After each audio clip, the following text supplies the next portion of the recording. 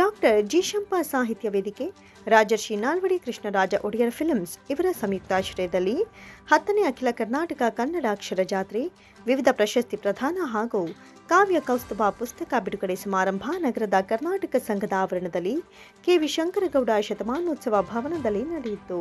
ಕಾರ್ಯಕ್ರಮವನ್ನು ಮೈಸೂರು ವಿವಿಯ ಮಾಜಿ ಸಿಂಡಿಕೇಟ್ ಸದಸ್ಯ ಡಾಕ್ಟರ್ ಇಸಿ ನಿಂಗರಾಜೇಗೌಡ ದೀಪ ಬೆಳಗೋದ್ರ ಮೂಲಕ ಉದ್ಘಾಟಿಸಿದರು.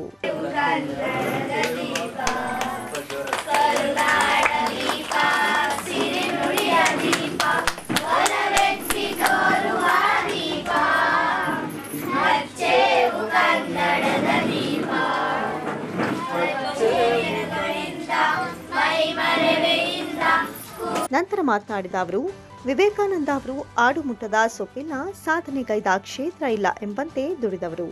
ಅವರಿಂದ ಸಮಾಜಕ್ಕೆ ಹಲವು ಸಹಾಯವಾಗಿದೆ.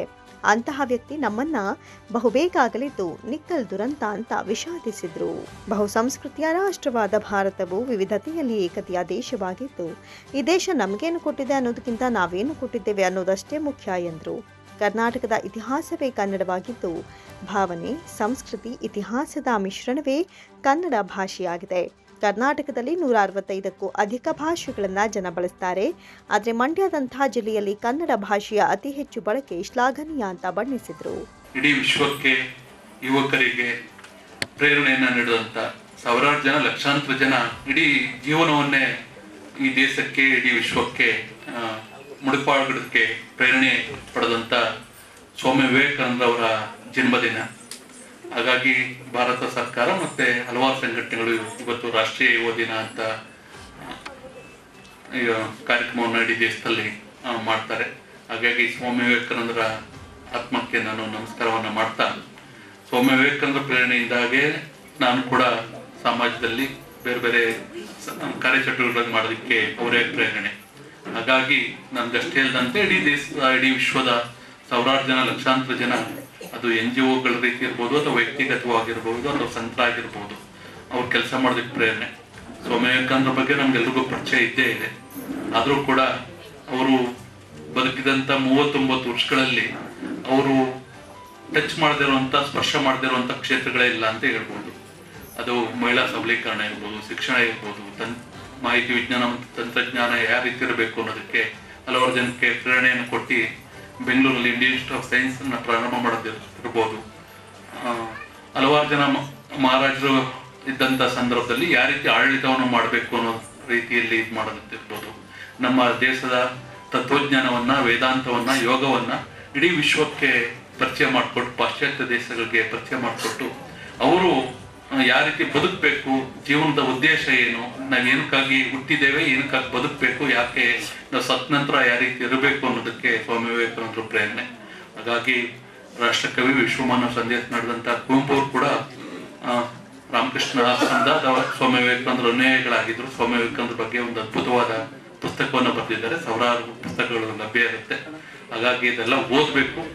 ಓದಿ ನಾವು ಕೂಡ ಅವ್ರ ರೀತಿ ಬದುಕೋದಕ್ಕೆ, ಜೀವನದ ಸಾರ್ಥಕ್ಯತೆಯನ್ನು ಮುಟ್ಟೋದಕ್ಕೆ ಕೆಲಸವನ್ನ ಮಾಡಬೇಕು ಅಂತ ಹೇಳ್ತಾ, ಹಲವಾರು ಜನ ಸಾಧಕರಿಗೆ ಕೃಷ್ಣ ಸೋಮಚಂದ್ರ ಅವರು ಬೇರೆ ಬೇರೆ ಕ್ಷೇತ್ರದಲ್ಲಿ ಕೆಲಸ ಮಾಡಿದವರಿಗೆ ಇನ್ನೊಂದಷ್ಟು ಒಳ್ಳೆ ಕೆಲಸ ಮಾಡಲಿ ಅನ್ನೋ ಕಾರಣಕ್ಕೋಸ್ಕರ ಪ್ರತಿ ಸಂದರ್ಭದಲ್ಲೂ ಕೂಡ ಅವರು ಸನ್ಮಾನವನ್ನ ಮಾಡ್ತಾರೆ. ಹಾಗಾಗಿ ಸನ್ಮಾನ ಸ್ವೀಕರಿಸಿದವರು ಮತ್ತಷ್ಟು ತಮ್ಮ ಕ್ಷೇತ್ರದಲ್ಲಿ ಕೆಲಸ ಮಾಡುವಂತ ಆಗ್ಬೇಕು ಅಂತ ಪ್ರತಿ ತಿಂಗಳು ಹಲವಾರು ಜನ ಕವಿಗಳಿಗೆ ತಾವು ಬರೆದಂತ ಕವಿಗಳ ವಾಚನ ಮಾಡೋದಕ್ಕೆ ಅವಕಾಶವನ್ನು ಮಾಡ್ತಿರ್ತಾರೆ. ಹಾಗಾಗಿ ತಾವೆಲ್ಲರೂ ನಮ್ಮ ಪರಿಸರ, ಮಹಿಳಾ ಸಬಲೀಕರಣ, ನಮ್ಮ ನೈಸರ್ಗಿಕ ಕೃಷಿ, ವ್ಯವಸಾಯ, ಸಾವಯವ ಕೃಷಿ, ಈ ರೀತಿ ಬೇರೆ ಬೇರೆ ಜನ ಸಮುದಾಯಕ್ಕೆ ತಟ್ಟುವಂತ ವಿಷಯಗಳನ್ನ ಆಯ್ಕೆ ಮಾಡ್ಕೊಂಡು ಬರೆಯುವುದು. ಈಗ ಸೋಷಿಯಲ್ ಮೀಡಿಯಾ ಯುಗ. ಹಾಗಾಗಿ ನಾವೇನು ಪ್ರಿಂಟ್ ಮಾಡೇ ಇಟ್ಬೇಕು ಅಂತ ಇಲ್ಲ.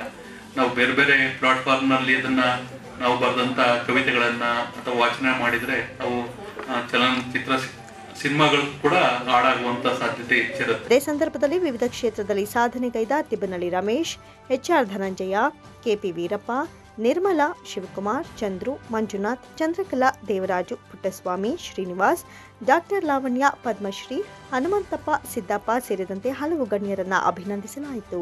ವೇದಿಕೆಯಲ್ಲಿ ಸಮ್ಮೇಳನಾಧ್ಯಕ್ಷ ಡಾಕ್ಟರ್ ಸಿಮರಯ್ಯ, ಹಿರಿಯ ಸಾಹಿತಿ ಸತೀಶ್ ಜವರೇಗೌಡ, ಸಾಹಿತಿ ಡಾಕ್ಟರ್ BC ವಿಜಯಕುಮಾರ್, ಶರಣ ಸಾಹಿತ್ಯ ಪರಿಷತ್ತಿನ ಮಾಜಿ ಅಧ್ಯಕ್ಷ ಬನ್ನಂಗಾಡಿ ಸಿದ್ದಲಿಂಗಯ್ಯ, ಸಮಾಜ ಸೇವಕರಾದ ಚೈತ್ರ ಶಶಿಧರ್ ಗೌಡ, ಡಾಕ್ಟರ್ ಎಲ್ಜಿ ಮಂಜುನಾಥ್, ಕರ್ನಾಟಕ ಜನಪರ ವೇದಿಕೆ ರಾಜ್ಯಾಧ್ಯಕ್ಷ ಕನ್ನಡ ಶಫಿ, ಪಾಂಡವಪುರ ಕನ್ನಡ ಸಾಹಿತ್ಯ ಪರಿಷತ್ತಿನ ಮಾಜಿ ಅಧ್ಯಕ್ಷ ಚಲುವೇಗೌಡ, ಡಾಕ್ಟರ್ ಜಿ ಶಂಪಾ ಸಾಹಿತ್ಯ ವೇದಿಕೆ ಅಧ್ಯಕ್ಷ ಎಸ್ ಕೃಷ್ಣ ಸ್ವರ್ಣಚಂದ್ರ, ಕಾರ್ಯಾಧ್ಯಕ್ಷ ಮುದ್ದನಹಳ್ಳಿ ರಾಗೇಶ್, ಪ್ರಧಾನ ಕಾರ್ಯದರ್ಶಿ ಮಂಗಲ ಶಿವಣ್ಣ, ಮಹಿಳಾ ಘಟಕದ ಅಧ್ಯಕ್ಷೆ ರೂಪಾ ಹೊಸಳ್ಳಿ ಸೇರಿದಂತೆ ಹಲವು ಗಣ್ಯರು ಉಪಸ್ಥಿತರಿದ್ದರು.